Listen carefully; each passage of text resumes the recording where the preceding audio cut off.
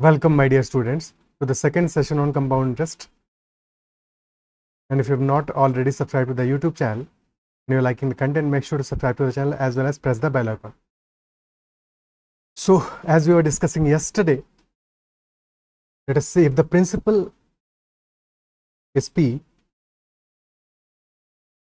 और टाइम है हमारा, time is equal to n years and rate of interest है R% per annum compounded annually.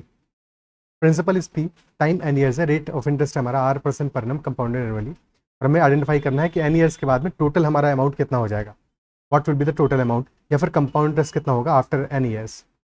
तो after 1 year our amount will be, principal तो रहेगा और प्रिंसिपल पे इंटरेस्ट कितना मिलेगा, R% से मिलेगा इंटरेस्ट.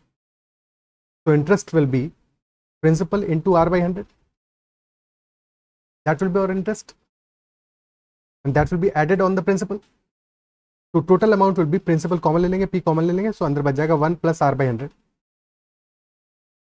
तो P into 1 + R/100 that will be our principal for the second year calculation. Amount तो है ही फर्स्ट ईयर का ये, but this is also principal for second year calculation. ठीक है. And this 1 + R/100 this is our multiplying factor. Let us say this is K. ठीक है, ये हमारा मल्टीप्लाइंग फैक्टर हो गया. यानी कि हर ईयर का, अब नेक्स्ट ईयर का हम जब अमाउंट निकालेंगे, amount for second year A2 that will B first year का अमाउंट, यानी कि A1 multiplied by multiplying factor which is K, और A1 की वैल्यू है P into 1 + R/100. so that multiplied by K which is also 1 + R/100. so this becomes P into 1 + R/100 का whole square. now this amount becomes principal for third year. so A3 will be A2 multiplied by multiplying factor K, so that will be principal into 1 + R/100 का square multiplied by 1 + R/100, यानी कि this will become P into 1 + R/100 का whole cube. क्या यहाँ पे pattern देख पा रहे हो कि हमारा A1 है P into 1 + R/100, A2 है P into 1 + R/100 का whole square, and A3 is P into 1 + R/100 का होल क्यूब. सो अल्टीमेटली हमारा फॉर्मूला बन जाएगा n ईयर्स के बाद में amount AN will be equal to P into 1 + R/100 to the whole power n. यही हमारा फॉर्मूला होता है फॉर अमाउंट आफ्टर n ईयर्स. ठीक है. एज सच हमें इस फॉर्मूले का यूज तो नहीं करना है ज़्यादा, बट इसकी अंडरस्टैंडिंग तो यूज बार बार ही करेंगे. उसकी अंडरस्टैंडिंग तो यूज कर ही रहे हैं. तो क्या ये कॉन्सेप्ट समझ में आता है कि हमारा amount after n years will be principal multiplied by multiplying factor to the power n. ठीक है.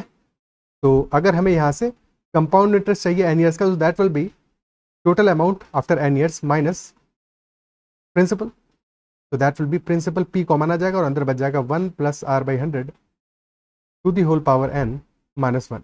This will be our compound interest for n years. Is that part clear? अब क्वेश्चंस पे चलते हैं. क्वेश्चंस अपने कंटिन्यू करते हैं last session से. First question, a sum of money amounts to rupees 1260 in 4 years and rupees 1512 in 6 years at a certain rate of interest compounded annually. So you have to find the initial sum of money. Pause करके video अपने and पे पहले solve करो, then solution देखो. तो 4 years के बाद में हमारा अमाउंट हो जा रहा है rupees 1260. Initial principal we have no idea कितना है, but after 4 years the amount becomes rupees 1260, and after 6 years from the start, or basically after 2 more years, the amount becomes rupees 1512, and rate of interest is compounded annually. So we have to find the initial sum of money, यानी कि principal की value हमें पता लगानी है यहाँ पे इस क्वेश्चन में. अगर हम मल्टीप्लाइंग फैक्टर समहाउ पता लगा लें अपना, तो प्रिंसिपल पे पहुंच जाएंगे. ठीक है. और हमें वैल्यूज गिवन क्या है, हमें वैल्यूज गिवन है आफ्टर 4 years जो अमाउंट हो रहा है, यानी कि A4 की वैल्यू गिवन है, और आफ्टर 6 years जो अमाउंट हो रहा है, यानी कि A6 की वैल्यू गिवन है. तो A4 से A6 पे जा रहे हैं, तो A4 से A6 के बीच में गैप है 2 years का. A4 इंटू मल्टीप्लाइंग फैक्टर का square that will B A6. Isn't it so? ठीक है. तो K स्क्वायर की वैल्यू मिल जाएगी यहाँ से. रेशियो ले लो इन दोनों वैल्यूज का. तो 1260 और 1512 का रेशियो क्या आएगा? ठीक है. या तो रेशियो ले लो या K स्क्वायर हमारा हो जाएगा A6 डिवाइड बाई A4. दोनों में से जितनी तरह से समझो, बात एक ही है. जब हम रेशियो ले रहे हैं तो भी एक्जैक्टली वही सेम काम कर रहे हैं, और दोनों ही 4 से डिविजिबल है. So this will become 315 and this will be 4 से जाएगा 3 टाइम्स 7 8 378 हो गया. अभी ये और सिंप्लीफाई हो जाएगा, अब इससे डिविजिबल हो सकता है, 9 है, हाँ 3 से हो रहा है, this is 105 and this is 126, अभी भी ये 3 से हो रहा है, दिस इज़ 35, दिस इज़ 42, और 7 से 5 टाइम्स जाएगा और ये 6 टाइम्स जाएगा, तो 5:6 का रेशियो आ गया। के स्क्वायर की वैल्यू हमारी आ गई है 5 और 6 का रेशियो आ रहा है, यानी कि K square is equal to 6/5 is equal to 6/5। अब हमें के की वैल्यू निकालने की जरूरत नहीं है, यहाँ पे के square is sufficient, because start में हम क्या करें, 4 ईयर्स का गैप है, प्रिंसिपल से A4 के बीच में 4 ईयर्स का गैप है, तो principal into k⁴ that is 1260, principal into K square to the whole square, यानी कि 6/5 का होल स्क्वायर, दैट इज 1260। तो यहाँ से प्रिंसिपल हमारा आ जाएगा 1260 इंटू 5 का स्क्वायर डिवाइडेड बाई 6 का स्क्वायर, यानी कि मल्टीप्लाइड बाई 25/36, मल्टीप्लाइड बाई 25/36, ठीक है। और फिर ये 36 से 6 से तो जा ही रहा है, 6 यहाँ बच रहा है, दिस इज 210, और फिर 6 से जाएगा, this will become 35, 35 into 25 that will be our answer. 35 into 20 है 700, 35 इंटू 5 है 175, तो 875 will be our answer. ₹875 will be the principal का वैल्यू। क्या पार्ट क्लियर है? ठीक है। स्ट्रेट अवे भी हम देख सकते थे कि 2 ईयर्स के बाद में हमारा अमाउंट हो जा रहा है 1260 से 1512, तो यहां से हमें एक मल्टीप्लाइंग फैक्टर का वैल्यू मिलेगा 2 ईयर्स के लिए, ठीक है, इंस्टेड ऑफ 1 ईयर का मल्टीप्लाइंग फैक्टर निकालने के, क्योंकि हमें प्रीवियसली क्या चाहिए, 4 ईयर्स का मल्टीप्लाइंग फैक्टर चाहिए, तो 2 ईयर्स का मल्टीप्लाइंग फैक्टर हमें यहाँ से मिल जाएगा, और उसका स्क्वायर कर दोगे, प्रिंसिपल पे मल्टीप्लाई कर दोगे, that will be our amount for the 4th year. क्या ये बात क्लियर है? ठीक है, चलो next question. ₹6,000 amounts to ₹7,986 in 3 years if the interest is compounded annually, so you have to find the rate of interest per annum। ₹6,000 हमारा initial principal है, 7,986 हो जा रहा है इन 3 years if the interest is compounded annually, so rate of interest per annum हमारा क्या होगा इस क्वेश्चन में? तो starting amount is 6,000, principal is 6,000, after 3 years it becomes, 3 साल आगे जा रहे हैं हम, तो हर साल एक मल्टीप्लाई फैक्टर होगा, इंटू के इंटू के इंटू के, तो बेसिकली दिस इज k3, और रिजल्ट हमारा आ रहा है 7,986। तो अगर हम रेशियो ले लें प्रिंसिपल का और अमाउंट आफ्टर 3 years का, तो यहाँ से हमें k3 की वैल्यू मिल जाएगा, ठीक है, k3 का वैल्यू मिल जाएगा, तो क्या रेशियो आ रहा है, 9 7 16, या ये हमारा 3 से डिविजिबल तो है, ये दोनों नंबर 3 से डिविजिबल है, और क्योंकि इवन है तो 6 से भी डिविजिबल है, दिस विल बिकम 1000, और ये वैल्यू आ जाएगा, दिस विल बी 1331। अच्छा, हमारा पर्पस क्या है, देखो हमें अल्टीमेटली यहाँ पे k3 की वैल्यू चाहिए था, बिकॉज k इंटू के दिस इज k3, तो हमें समहाउ क्यूबिक नंबर्स देखने थे, परफेक्ट क्यूब्स देखने थे कि परफेक्ट क्यूब हमारा क्या नंबर होगा। तो 6,000 में हमें 1000 दिख रहा है जो कि 10 का क्यूब है, तो 6 से डिविजिबल होना चाहिए, और वही सेम चीज यहाँ पे राइट हैंड साइड में देखेंगे 796, तो वो भी 6 से डिविजिबल है, 6 रिमूव कर दोगे तो हमें परफेक्ट क्यूब नंबर मिल गया यहाँ पे। 1000 इज 10 का क्यूब एंड 1331 इज 11 का क्यूब, तो रेशियो हमारा आ गया 10³ 11³, इज दैट इट? सो ठीक है, सो k3 की वैल्यू आ गई 11/10 का होल क्यूब, तो यहाँ से k इज इक्वल टू 11/10, तो 10 में 1 का इंक्रीमेंट हो रहा है, 10 में 1 का इंक्रीमेंट हो रहा है, तो रेट परसेंट हमारा आ जाएगा 1/10 which is 10% per annum, 10% per annum। Is clear? Is it clear? Next question. A sum of money deposited in a bank becomes ₹2,500 in 4 years and ₹3,000 in 6 years. So you have to find the total amount at the end of 10 years. Principal पता नहीं है. We know कि after 4 years the amount has become ₹2,500 and after 6 years the amount has become ₹3,000. After 10 years amount क्या होगा, ये हमसे question पूछ रहा है. So principal after 4 years, that is A4, amount after 4 years, that is 2,500 rupees. After 2 more years, this has become 3,000 rupees. A6 is also given and we need to find out what will be the amount after 10 years.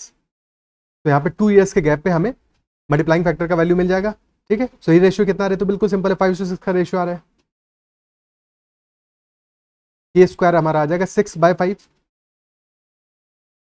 और gap है हमारा A6 से A10 के बीच में 4 years का gap है, तो K4 will be our multiplying factor for these many years. तो हमारा आंसर आ जाएगा A10 will be equal to A6 into K⁴. ठीक है, 6 + 4 10, A6 इंटू K⁴, और A6 हमारा है 3,000 और k का स्क्वायर है 6/5, तो 6/5 का होल स्क्वायर, तो दैट विल बी 3000 इंटू 36/25। 25 से जाएगा, दिस इज 30 इंटू 4 120, तो 120 इंटू 36 हो जाएगा। ओके, तो 36 2 जा 72, 2 आया 7, 36 and 7 4320 rupees, that will be our answer, that will be the amount after 10 years, 4320 rupees। क्या ये पार्ट क्लियर है? ठीक है, ओके,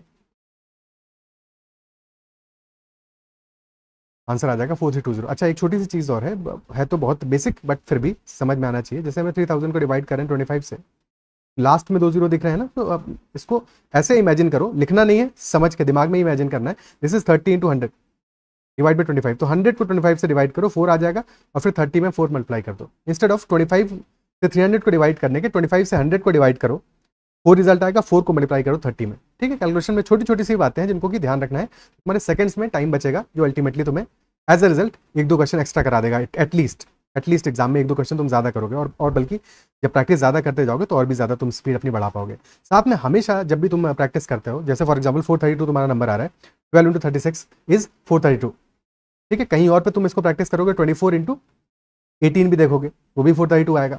ठीक है, सो नंबर्स को ऑब्जर्व करते रहो, पैटर्न को ऑब्जर्व करते रहो, तो कई बार तुम्हारी कैलकुलेशन और आसान हो जाएगी कि नेक्स्ट टाइम जब तुम ये नंबर देखोगे कहीं पे भी आएगा 12 इंटू 36 आएगा, 120 का 36% निकालना होगा, 43.2 हो जाएगा, या ऐसे ही बहुत सारे एग्जाम्पल हो सकते हैं। तो वहां पे जब तुम्हें नेक्स्ट टाइम ये नंबर कैलकुलेट करना होगा, अगर तुमने 2-4 बार इसको ऑब्जर्व कर लिया है तो तुम्हें क्लिक कर जाएगा कि यहाँ पे ये नंबर ही आएगा, तुम्हें कैलकुलेशन नहीं करना पड़ेगा। ठीक है, स्पेशली जो हमारे 500 से छोटे नंबर्स हैं, 200, 300, 400 तक के नंबर्स हैं, तो वहां पे ये ऑब्जर्वेशन हमारे लिए बहुत ज्यादा रिलेवेंट है, क्योंकि वो बार बार फ्रीक्वेंटली यूज होंगे, बार बार आएंगे।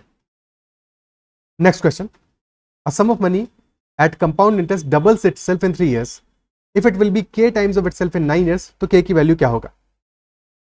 अ sum of money at compound interest doubles itself in 3 years, 3 years में डबल कर रहा है खुद को, यानी कि 100 रुपीज है अगर, तो after 3 years this becomes 200 rupees, 200 हो जाता है। ठीक है, और 9 years में कितना हो जाएगा? तो अगर 3 years में डबल हो जा रहा है तो नेक्स्ट 3 years में फिर से डबल हो जाएगा, 200 से हो जाएगा 400 रुपीज, और नेक्स्ट 3 years में अगेन डबल हो जाएगा, यानी कि 800 रुपीज हो जाएगा। रिकॉल करना, सिंपल इंटरेस्ट में मैं तुम्हें एक बात बताया था कि जब भी हम सिंपल इंटरेस्ट की बात करेंगे तो simple interest behaves like an arithmetic progression, arithmetic progression की तरह बिहेव करता है। और कंपाउंड इंटरेस्ट में हमेशा, क्योंकि हम टोटल अमाउंट के बारे में डिस्कशन करते हैं, हम इंटरेस्ट के बारे में डिस्कशन नहीं करते, टोटल अमाउंट के बारे में डिस्कशन करते हैं, तो टोटल अमाउंट हमारा जो सिंपल इंटरेस्ट है वो तो अरिथमेटिक प्रोग्रेशन की तरह बिहेव करता है। कॉमन डिफरेंस क्या होगा? कॉमन डिफरेंस वहां पे आ जाएगा हमारा, that is D is equal to simple interest of 1 year। और कंपाउंड इंटरेस्ट में हमेशा ज्योमेट्रिक प्रोग्रेशन की तरह बिहेव करेगा। ठीक है, सो 100 से 200 हो रहा है 3 years में, अगले 3 years में फिर 200 से 400 डबल हो जाएगा, फिर नेक्स्ट ईयर में अगेन डबल हो जाएगा। तो हमारा कितना हो गया अमाउंट? 8 टाइम्स हो गया, 8 टाइम्स हो गया। ठीक है, तो k इज इक्वल टू 8 आ गया यहाँ पे आंसर। या बेसिकली ऐसे देखो, 3 years में हमारा अमाउंट हो जा रहा है 2 टाइम्स, तो नेक्स्ट 3 years में 3 years प्लस 3 years कितना हो जाएगा? 2 इंटू 2 टाइम्स, 4 टाइम्स हो जाएगा, और फिर 3 years और ऐड कर दोगे तो हमारा इंटू 2 अगेन, तो टोटल 8 टाइम्स हो गया। ठीक है, बेसिकली हम यहाँ पे क्या देख रहे हैं, कितने टाइम पीरियड्स तुम्हारे 3 years के आ रहे हैं? 3 years की टोटल 3 साइकिल्स आ रही हैं, एक साइकिल में ट्वाइस हो जा रहा है, 3 साइकिल्स में 2 का क्यूब हो जाएगा, यानी कि 8 टाइम्स हो जाएगा। क्लियर? ठीक है, अगर 15 years होते तो 5 साइकिल्स होती, 5 इंटू 3 years, और एक 3 years में डबल हो जा रहा है, 5 साइकिल से 2 to the power 5 हो जाएगा, यानी कि 32 टाइम्स हो जाएगा। तो स्ट्रेट अवे बिना पेन उठाए ऐसे क्वेश्चन को करना है, इनमें बिल्कुल भी अपना टाइम नहीं लगाना है अननेसेसरली। क्लियर है? पर क्वेश्चन को हमेशा ध्यान से पढ़ना है, क्वेश्चन में गलती होने का भी स्कोप रहता है, एग्जामिनर थोड़ा सा फंसाएगा तो फंस जाओगे। ठीक है, तो हमेशा ध्यान से पढ़ना है कि उस क्वेश्चन में एग्जैक्टली सिर्फ इतना ही करना था या कुछ और भी करना है। An amount grows by 700% in 9 years. In 36 years the amount will be n times. n की वैल्यू क्या होगा? अमाउंट ग्रो कर रहा है कितने से? 700% से in 9 years। Grows by, not grows to, by यानी कि 700% से इंक्रीज कर रहा है, तो ये 700% हमें कंपाउंड इंटरेस्ट गिवन है 9 years का। ठीक है, सो अगर अमाउंट हमारा इनिशियली 100 है तो दिस इज इंक्रीजिंग बाई 700% और हो जा रहा है 800। सो बेसिकली हमारा अमाउंट 8 टाइम्स हो जा रहा है, 8 टाइम्स हो जा रहा है। कितने ईयर्स में? 9 years में 8 टाइम्स हो जा रहा है। और टोटल अमाउंट हमारा है, टोटल ड्यूरेशन है हमारा 36 year। 36 years मतलब कितना हुआ? 9 years की 4 साइकिल्स हो गई, 9 years plus 9 years plus 9 years plus 9 years, total 4 cycles हो गए। तो अगर एक 9 ईयर साइकिल में हमारा अमाउंट हो जा रहा है 8 टाइम्स, तो 4 साइकिल्स में हो जाएगा 8 टू द पावर 4 टाइम्स। ठीक है, 8 टू द पावर 4 टाइम्स हो जाएगा। ओके, तो अमाउंट हमारा हो जाएगा 8 इंटू 8 64, 64 का whole square which is 4096 rupees. 4096 times, rupees नहीं। ठीक है, अगर 1 रुपी होता हमारा इनिशियली तो आफ्टर 36 ईयर्स हो जाता 4096 रुपीज। क्लियर? ठीक है, next question. A certain sum of money becomes 2401 times of itself in 36 years. In how many years will it become 343 times of itself? एक अमाउंट हमारा 2401 टाइम्स हो जा रहा है itself of itself in 36 years. तो 343 times कितने time में होगा? 2401 is 7 to the power 4. 7 का स्क्वायर होता है 49, दिस इज 49 का स्क्वायर यानी कि 7 to the power 4 है। तो एक अमाउंट हमारा प्रिंसिपल अगर P है, this becomes 7 to the power 4 times P in 36 years में। और हमें जानना है 343 टाइम्स कितना टाइम में होगा। 343 7 का क्यूब, 7 का क्यूब है यानी कि 36 ईयर्स को 4 पार्ट्स में ब्रेक करो, this is nothing but 9 years into 4। तो 9 ईयर्स के 4 टाइम पीरियड्स हैं जिनमें कि हमारा अमाउंट हो जा रहा है 7 टू द पावर 4। ठीक है, तो K9 ये टोटल वैल्यू हमारा क्या है, 7 टू द पावर 4 कितने ईयर्स में हो रहा है, 36 ईयर्स में। तो K36 की वैल्यू कितनी है हमारी, that is 7 to the power 4, या फिर बेसिकली 36, ये 36 की बजाय कहो K टू द पावर 36, क्योंकि 36 ईयर्स में अगर एक ईयर में मल्टीप्लाई फैक्टर K है तो K टू द पावर 36 हमारा 7 टू द पावर 4 है। तो यहाँ से K to the power 9 to the whole power 4 is equal to 7 to the power 4, तो K टू द पावर 9 हमारा आ जाएगा इक्वल टू 7। क्या ये पार्ट क्लियर है? ठीक है, नहीं 9 ईयर्स में हमारा अमाउंट हो जा रहा है 7 टाइम्स। वैसे भी ये देखना चाहिए, ठीक है, कि अगर 7 टू द पावर 4 हो जा रहा है 36 ईयर्स में, तो 9 ईयर्स के 4 टाइम पीरियड्स हैं, तो 9 ईयर्स में हमारा अमाउंट हो जाएगा 7 टाइम्स। ठीक है, बेसिकली इस बात का मतलब यही हुआ कि हमारा अमाउंट P से हो जाएगा 7P after 9 years. But question पूछ रहा है 343 टाइम्स कितना टाइम में होगा, तो अगेन नेक्स्ट 9 ईयर्स में हो जाएगा 49P और फिर नेक्स्ट 9 ईयर्स में हो जाएगा 343P, यानी कि टोटल टाइम हो जाएगा 27 ईयर्स में, या 3 टाइम पीरियड्स में, 9 इंटू 3 टाइम पीरियड्स में। ओके, ठीक है, यहाँ पे एक छोटी सी बात है जो डिस्कस करनी रह गई है, एक बार उसको भी डिस्कस कर लेते हैं। हाँ ठीक है, उसको भी डिस्कस कर लेते हैं, फिर इस क्वेश्चन पे वापस आएंगे। हाँ, इस क्वेश्चन में एक बात डिस्कस करना रह गया था, जो डाउट है कुछ बच्चों को हो सकता है, कुछ को नहीं होगा, तो शायद कल को कभी आए, नहीं भी आ रहा है तो अभी उसको क्लियर कर लेते हैं। देखो हो क्या रहा है यहाँ पे कि हमारा जो अमाउंट है वो डबल कर रहा है 3 ईयर्स में। ठीक है, डबल हो रहा है अमाउंट 3 ईयर्स में, बट किसी का डाउट हो सकता है हमने यहाँ पे वैल्यू क्या निकाला, मल्टीप्लाइंग फैक्टर का वैल्यू निकाला हमने निकाला 3 ईयर्स के लिए, 3 ईयर्स में डबल हो जा रहा है, बट एक्चुअल में कंपाउंडिंग तो एनुअल होगा या सेमी एनुअल होगा, कंपाउंडिंग का टाइम तो 3 ईयर्स नहीं होगा, इजंट इट सो? तो क्या उससे फर्क पड़ेगा कि नहीं पड़ेगा, ये ऑब्जर्व करना है हमको, ये देखना है हमको। तो एक बार उसको भी चेकआउट कर लेते हैं कि हमारा 3 ईयर्स में अमाउंट डबल हो जा रहा है, ये तो हमें समझ में आता है। ठीक है, ये बात तो समझ में आती है, 3 ईयर्स में हमारा अमाउंट हो जा रहा है डबल। बट अगर 3 ईयर्स में अमाउंट डबल हो रहा है तो इसका मतलब क्या हुआ कि हमारा मल्टीप्लाइंग फैक्टर अगर एक ईयर का K है तो K क्यूब की वैल्यू हम यहाँ से निकाल रहे हैं, K cube is equal to 2। ठीक है, K cube is equal to 2, तो 1 ईयर का मल्टीप्लाइंग फैक्टर यहाँ से आ जाएगा, K will be equal to 2 to the power 1/3, यानी कि 1 ईयर में हमारा अमाउंट अगर इनिशियली 100 था तो after 1 year this will be 2 to the power 1/3 into 100। Okay, that will be our amount after 1 year.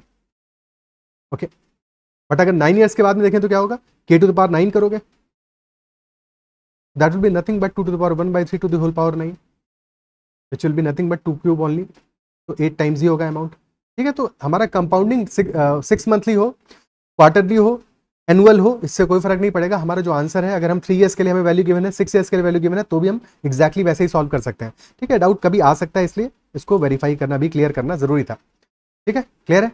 तो फर्क नहीं पड़ता हमारा कंपाउंडिंग क्या हो रहा है, अगर हमें एक इन्फॉर्मेशन गिवन है, क्योंकि इन्फॉर्मेशन तो हमें गिवन है कि 3 ईयर्स में डबल हो जा रहा है, इर्रेस्पेक्टिव ऑफ कंपाउंडिंग कितने टाइम का हो रहा है वो हमसे क्वेश्चन में पूछा ही नहीं गया है। पूछा गया होता तो फिर उस अकॉर्डिंग सॉल्व करना होता। ओके, ठीक है, next question. A certain sum of money becomes 1.728 times of itself in 3 years, then find the rate of interest per annum if compounded annually। तो एक सर्टेन सम ऑफ मनी है हमारा जो कि 1.728 टाइम्स ऑफ इटसेल्फ हो जाता है 3 years में, तो फिर rate of interest per annum क्या होगा अगर कंपाउंडिंग हमारा एनुअल है तब। तो 3 ईयर्स में द अमाउंट बिकम्स, अगर 1 रुपी है तो अमाउंट बिकम्स 1.728 इन 3 ईयर्स। 3 ईयर्स में, अगर 1 ईयर में हमारा मल्टीप्लाइंग फैक्टर के है, 3 ईयर्स में हो जाएगा के क्यूब। रेशियो निकाल लो सबसे पहले तो, ठीक है, रेशियो निकाल लो। तो डेसिमल हटाओगे, 3 जीरोज ऐड हो जाएंगे यहाँ पे, और फिर ये दोनों ही वैल्यूज परफेक्ट क्यूब है। 1000 हमारा 10 का क्यूब है और 1728 हमारा 12 का क्यूब है। तो रेशियो आ गया हमारा K cube is equal to 12 cube by 10 cube. तो के आ जाएगा 12/10 विच इज 6/5। 5 से हमारा अमाउंट 1 का इंक्रीमेंट ले रहा है, 1 इंक्रीज कर रहा है, तो हमारा रेट ऑफ इंटरेस्ट आ जाएगा दैट विल बी 1/5 यानी कि 20% per annum. Because multiplying factor 6/5 होता क्या है, दिस इज 1 + 1/5 और ये 1/5 ही तो r/100 है कि नहीं, दिस 1/5 इज ओनली r/100, तो r विल बी 100/5 यानी 20%। ठीक है, next question, a sum of money is tripled in a year with r% rate compounded annually. If the compounding is semi-annual, then amount will become k times of itself in 3 years. Find the value of k. Pause the video. Try to solve it. एक amount of money हमारा 3 times हो जा रहा है एक year में if the compounding is annual. तो अगर अमाउंट हमारा 1 रुपी है तो this is becoming 3 rupees, 3 rupees हो जा रहा है। तो मल्टीप्लाइंग फैक्टर हमारा कितना आ रहा है 1 ईयर का, that k is equal to 3, k is equal to 3। But ये 1 ईयर का मल्टीप्लाइंग फैक्टर है और हमसे सेम एनुअल कंपाउंडिंग के बारे में बात कर रहा है। रेट परसेंट कितना आएगा, अगर अमाउंट हमारा 1 से 3 हो जा रहा है तो फिर इंक्रीमेंट आ रहा है हमारा 2 रुपीज का, इंक्रीमेंट 2 रुपीज का आ रहा है, तो रेट परसेंट कितना होगा 2/1, 200% पर एनम। और अगर कंपाउंडिंग सेमी एनुअल हो जाएगा तो 6 मंथ्स का इंटरेस्ट कितना होगा, अगर 1 ईयर का रेट ऑफ इंटरेस्ट है 200%, दैट विल बी 100%, 200% बाई 2 यानी कि 100% पर 6 मंथ्स या पर सेमी एनुअल। ठीक है, तो 6 मंथ्स में 100% का रेट ऑफ इंटरेस्ट है। क्या पार्ट क्लियर है? और जैसे ही ये हो जाता है तो फिर अब हम देखते हैं, अगर अमाउंट हमारा 1 रुपी है तो after 6 months this will be 2 rupees and after 6 more months this will again double, this will be 4 rupees. तो अब हमारा इफेक्टिव रेट ऑफ इंटरेस्ट कितना आ गया है, अमाउंट हमारा 4 टाइम्स हो जा रहा है कितने टाइम में, 1 ईयर में, 4 times in 1 year, 4 times in 1 year. तो हमारा अब multiplying factor for 1 year will be 4। Isn't it so? पहले 3 था जबकि कंपाउंडिंग एनुअल था, बट अब जबकि कंपाउंडिंग सेमी एनुअल हो गया है तो हमारा multiplying factor in new condition for 1 year, ये 1 ईयर का है, 1 टाइम पीरियड का नहीं है। ठीक है, 1 टाइम पीरियड के लिए देखेंगे तो डबल हो रहा है और उस हिसाब से देखेंगे तो 6 टाइम पीरियड्स होंगे हमारे। ठीक है, अगर हम 1 टाइम पीरियड के हिसाब से देखेंगे तो टोटल 3 ईयर्स में 6 टाइम पीरियड्स होंगे हमारे। तो हम क्या करेंगे, अगर 1 टाइम पीरियड में हमारा अमाउंट डबल हो जा रहा है, ठीक है, तो 6 टाइम पीरियड्स में कितना होगा, टोटल 6 टाइम पीरियड्स होंगे, तो 6 टाइम पीरियड्स में हमारा अमाउंट कितना हो जाएगा 2 टू द पावर 6 हो जाएगा अल्टीमेटली, यानी कि 64 टाइम्स हो जाएगा। या फिर देखें कि 1 ईयर में हमारा अमाउंट हो जा रहा है 4 टाइम्स, तो टोटल 3 ईयर्स में हो जाएगा 4 cube times which is 64 times. किसी भी तरह से सोच लो तो आंसर आ जाएगा 4 क्यूब विच इज 64 टाइम्स, तो k इज इक्वल टू 64 आ जाएगा, k इज इक्वल टू 64 आ जाएगा, दैट स्मॉल k। ठीक है, ये जो k है ये हमारा, ये जो स्मॉल वाला k है, इस वाले k की बात करें, multiplying factor is different. Okay, ठीक है, थोड़ा सा कंफ्यूज हो रहा होगा शायद कैपिटल के स्मॉल के में, बट क्लियर हो गया होगा। आंसर हमारा विल बी 64। चाहो तो के की बजाय कोई और वैल्यू मान लो, एफ मान लो, एक्स मान लो, कुछ भी मान लो। Next question, a certain sum of money becomes 256/81 times of itself in a year, then find the rate of interest per annum if it is compounded quarterly. सबसे पहले हमें जो इनिशियल कंडीशन में इंफॉर्मेशन गिवन है वो given है एक year के लिए, एक सर्टेन सम ऑफ मनी हमारा हो जा रहा है 256/81 times of itself in a year, एक ईयर के लिए वैल्यू गिवन है। ठीक है, और हमें rate of interest per annum निकालना है, जबकि कंपाउंडिंग क्या हो रही है, क्वार्टरली हो रही है। तो ये जो कंडीशन है हमारा, ये तब है जबकि कंपाउंडिंग इज क्वार्टरली। और अगर क्वार्टरली कंपाउंडिंग यानी कि हर 3 मंथ्स में कंपाउंडिंग हो रहा है, तो 1 ईयर में कितने हैं 12 मंथ्स है, यानी कि 4 टाइम पीरियड्स होंगे 3 मंथ्स के, 4 टाइम पीरियड्स होंगे 3 मंथ्स के। और अगर एक बार 3 मंथ्स में हमारा अमाउंट k टाइम्स हो जा रहा है, k टाइम्स हो जा रहा है, तो 4 टाइम पीरियड्स में हो जाएगा k to the power 4, k to the power 4। और 256/81 टाइम्स हो रहा है, इसका मतलब हुआ इनिशियल अमाउंट अगर हमारा 81 है तो फाइनली अमाउंट हो जाएगा 256। या फिर सीधे सीधे हम यहाँ पे देख लें, 256/81 is nothing but k to the power 4 only, भाई k टू द पावर 4 ही हो जाएगा सीधे सीधे। जब भी हमें ये वैल्यू गिवन है सीधे सीधे कंपेयर कर लो, 256/81 is k to the power 4 only, और 256 हमारा क्या है 4 टू द पावर 4 है, और 81 है 3 टू द पावर 4, यानी कि this is nothing but 4/3 to the whole power 4 and hence k will be equal to 4/3।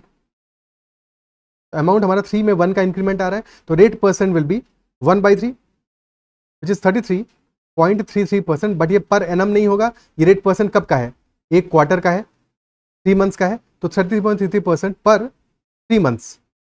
तो annual rate of interest will be 4 times of that, 4 times of that. 4R% because 4 quarters होंगे in a year and this is basically this is 100/3%. So 4 into 100/3%, that will be 133.33% per annum. So our answer will be 133.33% per annum. ठीक है, ये गलती हो सकती है और बहुत बार होती है, इसलिए ध्यान देना कि रेट परसेंट ये जो हमने निकाला था that was for a quarter. हमें निकालना है, क्वेश्चन में पूछा है rate of interest per annum, तो answer will be 133.33% and not 33.33%. क्या बात कह रहे हैं? ठीक है, ओके. हाँ, इफेक्टिव रेट ऑफ इंटरेस्ट पूछा था तो बात डिफरेंट हो जाती है, because effective rate of interest हमारा निकलता इस वैल्यू से कि हमारा अमाउंट 81 से 256 हो जा रहा है, यानी कि इंक्रीमेंट आ रहा है हमारा 156 + 19, यानी कि 175 का इंक्रीमेंट आ रहा है ऑन द बेस ऑफ 81. तो effective rate of interest says कि एक ईयर में, इन 1 year amount becomes from 81 to 256, 175 का इंक्रीमेंट आया, तो इंक्रीज आया 175 का, बेस है हमारा 81, तो 175/81 into 100, that percent will be our effective rate of interest. ये रेट ऑफ इंटरेस्ट है हमारा यूजुअल रेट ऑफ इंटरेस्ट, क्योंकि कंपाउंडिंग क्वार्टरली हुआ है, दैट इज वाई अमाउंट इतने से इंक्रीज किया है, बट अमाउंट ऑलरेडी इंक्रीज कर गया कंपाउंडिंग क्वार्टरली के बाद में, तो इफेक्टिव रेट ऑफ इंटरेस्ट हमारा होगा 175/81 into 100. क्या ये बात क्लियर है? बातों में डिफरेंस समझ पा रहे हो? ठीक है, कंफ्यूज बिल्कुल नहीं होना है, छोटी छोटी सी बातें जिनको समझते चल रहे हो, और इसीलिए हर एक सेशन में धीरे धीरे समझते चल रहे हो, तो फिर चीजें समझ में आना शुरू हो जाएंगी, कहीं पर कोई डाउट नहीं रहेगा. इफेक्टिव रेट ऑफ इंटरेस्ट अलग चीज है, रेट ऑफ इंटरेस्ट अलग बात है. रेट ऑफ इंटरेस्ट तब है जबकि हम अपना जो कंपाउंडिंग है वो एनुअल करेंगे तो कितना इंटरेस्ट मिलेगा हमको. ये क्वेश्चन कह रहा है कि अगर 100 रुपीज का हमारा अमाउंट होता, कंपाउंडिंग हम करते हैं एनुअल, तो एक ईयर के बाद में हमें इंटरेस्ट कितना मिलता? 133.33 रुपीज मिलता. But effective rate of interest ये कह रहा है कि अगर हम कंपाउंडिंग क्वार्टरली कर रहे हैं तो एक ईयर में कितना इंटरेस्ट मिल रहा है हमको. तो 81 रुपीज था, 175 का इंटरेस्ट मिल रहा है हमको 81 रुपीज पे. That is what is effective rate of interest because of quarterly compounding. Clear है? Okay. Next question. A certain sum of money becomes, money हमारा कितना है? ₹2662, and that amount becomes ₹3456 in 1 year and 6 months. Then find the rate of interest per annum if it is compounded semi-annually. ठीक है, तो compounding हमारा हो रहा है सेमी एनुअल, और उसकी वजह से हमारा जो अमाउंट है वो 1 year 6 months में हो जा रहा है 2662 से 3456, और 1 year 6 months यानी कि 18 months है. तो कंपाउंडिंग सेमी एनुअल यानी कि 6 months में कंपाउंडिंग हो रहा है, तो 18 months में होंगे, 3 टाइम पीरियड्स होंगे 6 months के. तो अगर कोफिशिएंट हमारा मल्टीप्लाइंग फैक्टर अगर k है तो 3 टाइम पीरियड्स में हो जाएगा k3. इनिशियल अमाउंट है 2662, फाइनल अमाउंट है हमारा 3456, तो k3 की वैल्यू आ रही है. ठीक है, स्ट्रेट अवे k3 कितना आ जाएगा? 3456 डिवाइडेड बाई 2662. 2 से काटो इसको, ये बच जाएगा 1728 डिवाइडेड बाय 1331. दिस इज 12 का क्यूब, दिस इज 11 क्यूब, 12/11 का होल क्यूब हो जाएगा k3, तो k will be equal to 12/11. तो 11 में इंक्रीमेंट आ रहा है 1 का, तो रेट परसेंट आ जाएगा 1/11 विच इज 9.09%, और 9 and 1/11% पर 6 months. 6 months because semi annual ये मिल रहा है, और rate of interest per annum will be 2 times of that. तो rate percent will be 2 times of 6 monthly rate of interest, that will be 18.18% per annum. 18.18% पर annum. Clear है? ठीक है, नेक्स्ट क्वेश्चन देखते हैं.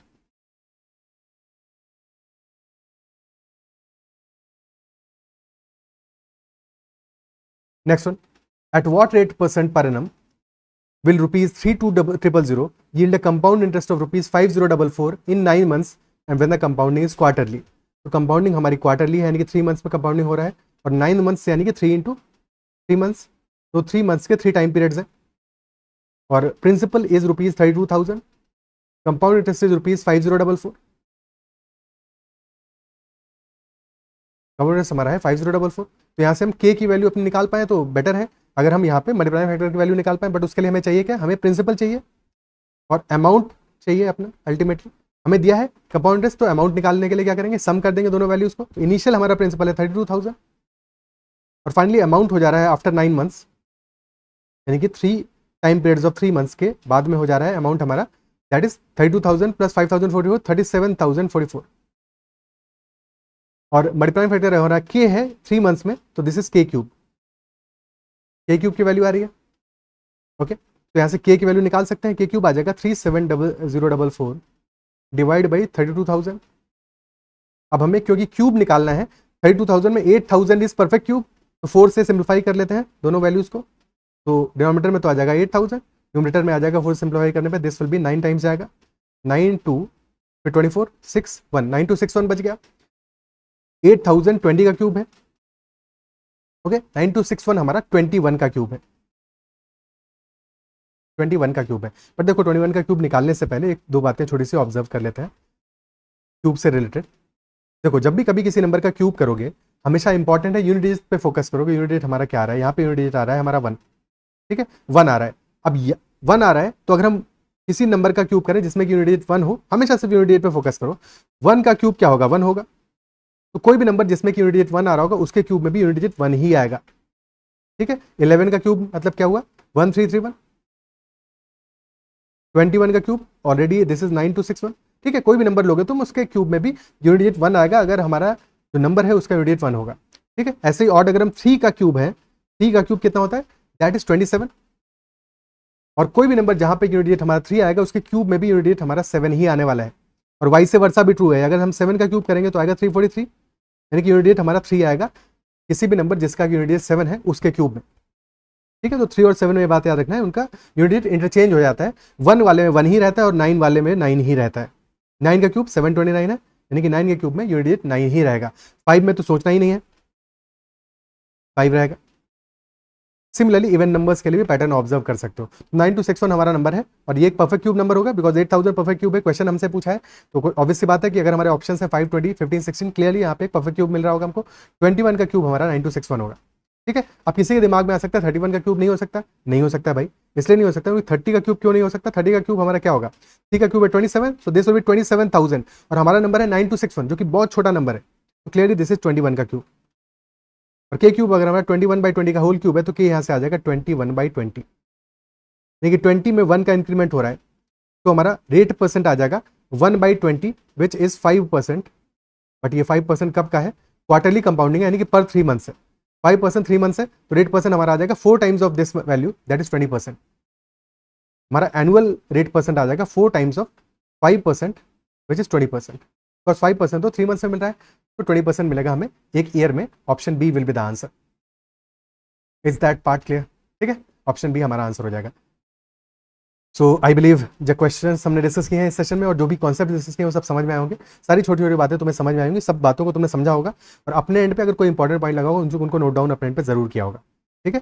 अगर फिर भी कहीं पे डाउट रहता है तो एक बार सेशन को फिर से रिवाइज कर लेना, चीज़ों को समझ लेना, और फिर भी डाउट रहता है तो कमेंट में अगर जरूर से जरूर मेंशन करना। सेशन पसंद आया है तो अपना फीडबैक अपने सेशन जरूर से देना, सेशन को लाइक जरूर करना, अपने फ्रेंड से भी शेयर करना अगर कर सकते हो, अपने ग्रुप से भी जहाँ पे भी तुम फॉलो कर रहे हो, जिन भी फ्रेंड से अपने शेयर कर सकते हो जो प्रिपरेशन कर रहे हो और तुम्हें लगता है जिनके लिए ये सेशन हेल्पफुल होगा उनसे भी शेयर करना, सो दैट चैनल का भी ग्रोथ हो और भी बेटर चीज़ें हम कर पाएँ, फ्यूचर में चीज़ों को प्लान कर पाएँ और भी बेटर तरीके से। चलो इस सेशन में इतना ही रखते हैं, नेक्स्ट सेशन में और भी अच्छे क्वेश्चन करेंगे। That's all for this session, bye bye, take care and keep learning.